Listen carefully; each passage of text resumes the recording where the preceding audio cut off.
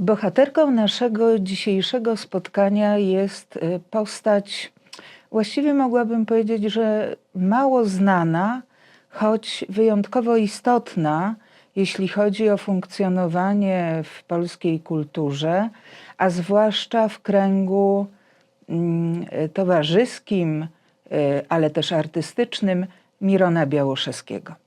Zanim jednak dojdziemy do tego momentu przyjaźni, bardzo bliskiego związku Jadwigi Stańczakowej, bo o niej właśnie dzisiaj będę mówić, z Mironem Białoszewskim, zacznijmy od początku.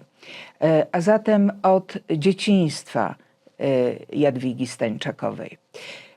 Chciałabym po pierwsze pokazać Państwu książkę, która wyszła całkiem niedawno, bo dopiero w 2024 roku, napisana przez jej wnuczkę, przez Justynę Sobolewską, być może znaną Państwu również, a nawet przede wszystkim jako świetną dziennikarkę literacką, krytyczkę, która recenzuje właściwie cyklicznie nowości wydawnicze, zwłaszcza w tygodniku Polityka, bo tam jest zatrudniona.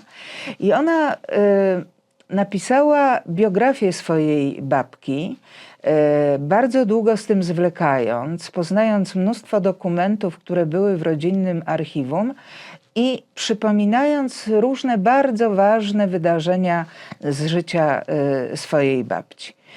Bardzo Państwu tę książkę polecam, dlatego że ona jest świetnie napisana i opowiada nie tylko o Jadwidze Stańczakowej, ale opowiada o ogromnym kawałku czasu, który obejmuje dzieje polskiej inteligencji pochodzenia żydowskiego od dwudziestolecia międzywojennego, bo Jadwiga Stańczakowa urodziła się w 1919 roku, niemal poprzez cały wiek XX, ponieważ zmarła w 1996 roku. Ubiegłego stulecia oczywiście. I teraz dlaczego w ogóle Jadwiga Stańczakowa nas tak jakoś bardzo interesuje? Ona była niemal zupełnie nieobecna, zaraz powiem dlaczego niemal, w takiej świadomości powszechnej do mniej więcej, ja wiem, 23-24 roku, bo od tego czasu naprawdę przeżywa zupełnie niezwykły renesans i własnego życia, własnej biografii, ale jeszcze bardziej własnej twórczości. Dlaczego niemal? Dlatego, że była kojarzona bardzo długo właśnie z tym, o czym powiedziałam na początku, a zatem z tym kręgiem artystycznym i towarzyskim Mirona Białoszewskiego i bardzo często mówiło się o niej ta ślepa od Białoszewskiego. Ta ślepa od Białoszewskiego spełniała wówczas przede wszystkim wedle różnych osób funkcję takiej sekretarki, która przepisywała wspólne nagrania, a i nagrania samego Białoszewskiego z taśmy magnetofonowej. Przepisywała alfabetem Braille'a, ponieważ była osobą niewidomą. No i załatwiała również jego bardzo zwykłe, bytowe takie sprawy typu zakupy różnego typu, różne sprawy urzędowe, odbieranie przesyłek na poczcie i tak dalej. I właściwie jej egzystencja w świadomości czytelników Białoszewskiego do tego się ograniczała. Oczywiście bywała bardzo często na tak zwanych wtorkach u Białoszewskiego, gdzie bywało bardzo wiele osób z tego kręgu, ale o jej własnej twórczości i o kolejach jej życia mało kto wiedział.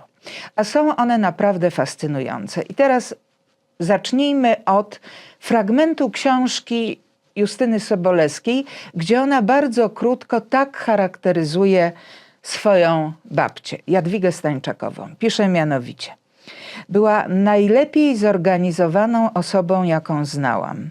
Ambitna, uparta, czasem apodyktyczna. Fascynowała ją ezoteryka, parapsychologia, doświadczenia wewnętrzne. Wojna i utrata wzroku sprawiły, że musiała stworzyć siebie na nowo. To jest bardzo ważne dla nas określenie. Została zapamiętana jako ta niewidoma, ślepa od Białoszewskiego. Jego sekretarka, trochę dziwaczka, przyjaciółka i opiekunka, wkręcona w jogę. W kręgu Mirona jej twórczość wywoływała uśmiechy pobłażania. Jadwiga była od spraw praktycznych, a przecież miała własną drogę twórczą. Żeby przyjrzeć się tej drodze twórczej, która rozpoczęła się dopiero w ostatniej fazie jej życia, ponieważ ona zaczęła pisać około 60 roku życia, musimy zacząć od początku.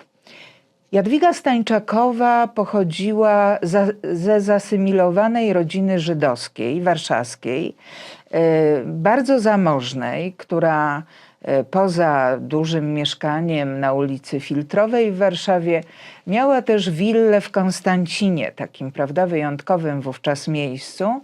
I zarówno w tym mieszkaniu, jak i w willi w Konstancinie, willa się nazywała Moja, właściwie spędziła wyjątkowo szczęśliwe dzieciństwo. Tak je wspomina, pamięta głównie czas beztroski, radości, zabawy, spotkania z rówieśnicami.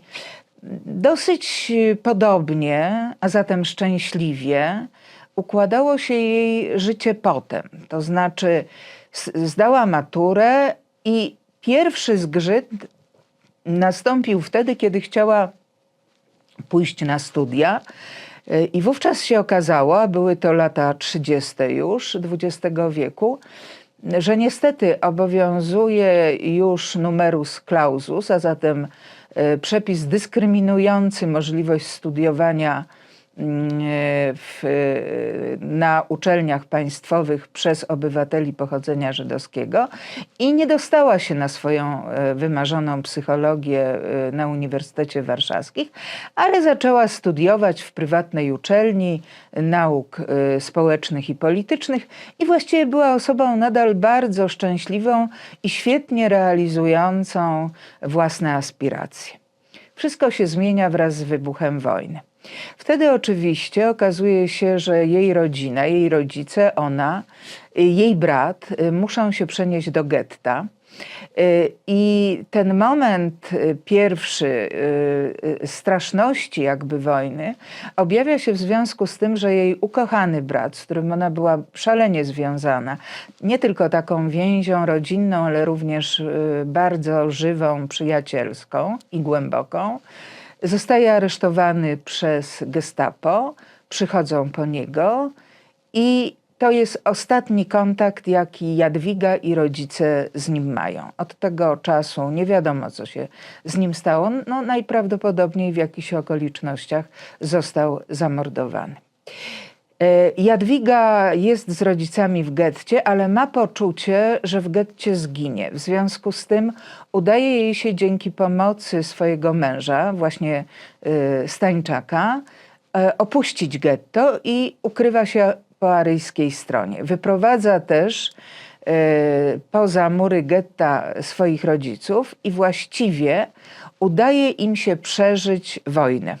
Oczywiście w ukryciu oni mają, zwłaszcza Jadwiga, jak widzicie Państwo choćby na okładce tej książki, tak zwany dobry wygląd, prawda? Ona jest blondynką, nie ma rysów jednoznacznie kojarzących się semicko, mówi bardzo dobrze po polsku, bez jakiegokolwiek akcentu. W związku z tym okazuje się, że to ukrywanie się jest dosyć skuteczne, choć nie do końca. Zaczynają się pojawiać powoli osoby, które ją kojarzą sprzed wojny albo coś podejrzewają, różni szmelcownicy, rodzina musi im płacić, żeby nie zostać wydaną i wtedy ona zresztą wyjeżdża poza Warszawę i tam czeka już do końca wojny, nie wraca do Warszawy. Tak czy tak udaje im się wszystkim przetrwać i tuż po wojnie, to oczywiście to ukrywanie się w czasie Holokaustu wiąże się z ogromną traumą, której Jadwiga doświadczyła. Ma zresztą tego poczucie, ale nie poddaje się. Zaczyna bardzo aktywne życie po wyzwoleniu, choć niestety bardzo trudne, ponieważ wtedy traci wzrok. I traci wzrok w taki sposób, że właściwie niewiele można zrobić. Ona widzi jedynie jakieś plamy światła, coraz mniej zresztą wyraźnie. I zdawać by się mogło, że niejedną osobę by to załamało. Najpierw wojna i ukrywanie się w czasie Holokaustu, a niedługo potem utrata wzroku. W niej jest jednak jakiś niesamowity hart ducha, który powoduje, że uczy się Braille'a, zostaje redaktorką w piśmie dla niewidomych Pochodnia i właściwie w ten sposób się realizuje. Ale powoli zaczynają się pojawiać w jej życiu coraz częstsze okresy, kiedy ona czuje się coraz gorzej, czuje się depresyjnie, jakby straszne to są okresy, kiedy właściwie trudno jej wstać z łóżka i wtedy w jej życiu pojawia się znany zresztą przede wszystkim jej córce Annie Sobolewskiej i jej zięciowi Tadeuszowi Sobolewskiemu, świetnemu filmoznawcy, którego Państwo może kojarzycie, właśnie Miron Białoszewski. Miron Białoszewski, który stanowi niesamowitą podporę, ale też daje jej niesamowity impuls do życia. Zaczyna jakby Białoszewski doceniać to, że Jadwiga nie widzi. Okazuje się, że jej kalectwo to jest też jakiś niesamowicie inny sposób percepcji rzeczywistości, który to sposób należy docenić. I Jadwiga nabiera coraz większej pewności siebie, ma poczucie, że nie jest kimś gorszym, ale właśnie być może kimś, kto doświadcza czegoś innego. Do tego dochodzą jeszcze pewne ćwiczenia, którym się zaczyna poddawać, mianowicie tak zwane widzenie wzrokiem. Widzenie dotykiem. Na czym to polega? Na tym, że ona wodząc ręką, palcami po polach zaznaczonych różnymi kolorami jest w stanie powiedzieć, jaki kolor ma to pole, ta figura, której ona dotyka. Ponoć to jest zjawisko, które oczywiście nie każdemu się zdarza, ale są takie osoby, które są taką zdolnością obdarzone. I Jadwiga właśnie tę zdolność posiada. I w tym czasie, w czasie związku właśnie z Białoszewskim, ona zaczyna własną twórczość. Niesłychanie ciekawą, najpierw zaczyna pisać prozę. Najważniejsza chyba jej książka prozatorska ma tytuł Ślepak. Ślepak oczywiście, co jest określeniem tego, że ona nie widzi. To jest zresztą tytuł, który wymyślił Białoszewski. I w tej książce właściwie ona wspomina całe swoje życie. Właśnie poczynając od dzieciństwa, poprzez czas wojny, a potem już po zdarzenia powojenne. Opowiada o tym, co jest dla niej ważne. Opowiada też o kolejnym ważnym wydarzeniu we własnym życiu, które rozpoczęło się gdzieś w momencie, kiedy ona miała około 50 lat, a mianowicie o doświadczeniu medytacji. Medytacja była czymś, co pozwoliło jej jakby dokonywać takich wewnętrznych spacerów. Ona nie czuła się już zamknięta w czterech ścianach, ale kiedy siadała do medytacji, miała poczucie, że cała przestrzeń dookolna, że wszystko, co widzi jakby okiem wewnętrznym, pozwala jej poruszać się w przestrzeni. Medytacja dawała jej ogromną siłę do dalszych przedsięwzięć i zaczęła wówczas zastanawiać się, a właściwie może to nie jest najlepsze określenie, może to nie była kwestia zastanawiania się, nie była to kwestia intelektualna, ale spłynęła na nią, można powiedzieć, bania z poezją. Zaczęła pisać znakomite wiersze. Wiersze bardzo różnym kwestiom poświęcone. Ja za chwilę kilka takich utworów Państwu przeczytam, bo wydaje mi się, że jednak z poezją należy obcować bezpośrednio. Trudno jest wiersze opowiadać. I zobaczycie Państwo, jakiego typu to były wiersze i czemu one były zasadniczo poświęcone. Aby to zrobić, sięgam po drugą książkę, którą mam z sobą. To jest książka, która też wyszła nie tak dawno, bo w 23 albo 4 roku, już sprawdzam, żeby być bardzo tutaj precyzyjną, w 24 również, więc naprawdę bardzo niedawno. I ona zbiera wiersze z różnych tomów poetyckich, bo oczywiście ich było de facto więcej, i ma tytuł Poezje i prozinki. Te prozinki to są oczywiście małe prozy, które również nadal pisała. Jakie to są zatem wiersze? Zacznijmy od początku. Zacznijmy od wiersza, który bezpośrednio odwołuje się do jej niemożności widzenia, a pochodzi z tomu Niewidoma właśnie, tak zatytułowanego. Ten wiersz ma tytuł Widok i brzmi tak.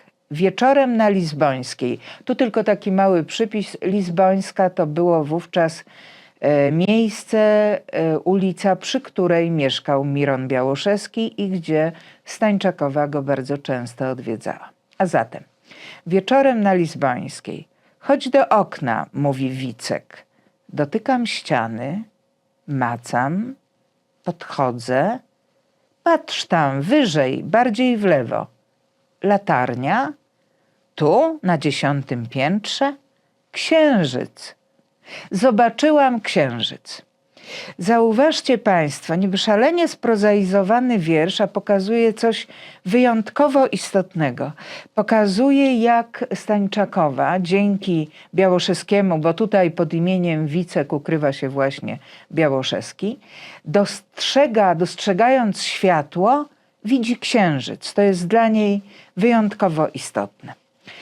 Żeby wyjść trochę spoza tego tematu widzenia, niewidzenia, chciałabym przeczytać jeszcze 2 wiersze. Pierwszy bardzo piękny wiersz, Spotkanie z sarną, który pokazuje niesamowitą empatię, wrażliwość Stańczakowej na kontakt z naturą. I brzmi on tak. Las sprzed lat, wychylam się zza drzewa, ona patrzy na mnie. Tyle łaski w jej oczach. Mam ochotę klęknąć przed nią, ale boję się spłoszyć tę łagodność. Zobaczcie Państwo, jak niesamowicie intensywnie Stańczakowa zapamiętała spotkanie ze zwierzęciem, które odbyło się bardzo dawno temu, bo wiersze pochodzą z ostatniego okresu jej życia, a spotkała się z sarną zapewne najpóźniej w czasie wojny, bo potem już by jej po prostu nie zobaczyła. I na koniec wiersze, które pisała jeszcze później. Są one zatytułowane Japońska wiśnia.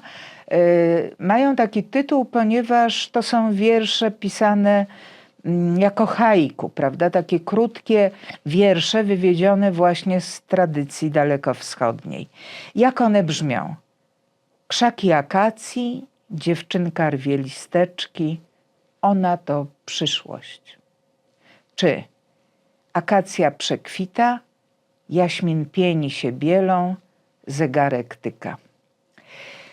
Kończąc to bardzo krótkie opowiadanie o Jadwidze Stańczakowej, chciałabym na koniec powiedzieć tylko jedną rzecz. Mianowicie, że to właśnie twórczość, zarówno prozatorska, jak i poetycka, pozwoliła jej bardzo intensywnie żyć i nie poddać się ani traumie Holokaustu w efekcie, ani rozpaczy z powodu utraty wzroku. Dziękuję bardzo.